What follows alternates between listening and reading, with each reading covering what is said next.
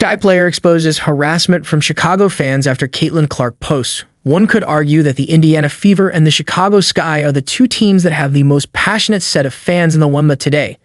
It goes without saying that this has a lot to do with Caitlin Clark and Angel Reese. This type of intense fandom, however, does have its drawbacks.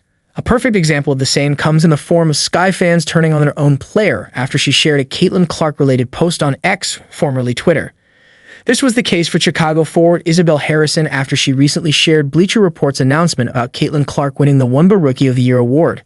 Apparently, some fans were not too pleased with Harrison paying homage to Clark, considering how it was Harrison's own teammate, Angel Reese, who emerged as the biggest challenger to Clark's roadie claim. Harrison replied to a now-deleted tweet calling out a fan for harassing her. "Lord, season over and y'all still harassing me. Get a life," Harrison wrote. For what it's worth, Harrison reposted all the WNBA awards, which means that this wasn't an exclusive shootout for Clark. Harrison then revealed in a subsequent tweet that it was actually Sky fans who were lambasting her on social media. The WNBA is still going to and continue to grow, but yeah, harassment from your own team's fan base is crazy work, she said.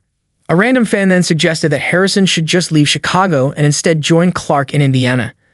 This prompted another revelation from the Sky veteran, exposing the deplorable behavior of some Fever fans. "I was getting called slurs after our Indy game too." Harrison responded, "Some people have to understand the harassment wasn't just on one side but all sides. I'm not speaking about it so it can be one side as the other. That's weird. It's the behavior that needs to be better. The competitive fire among the fans is great for the WNBA.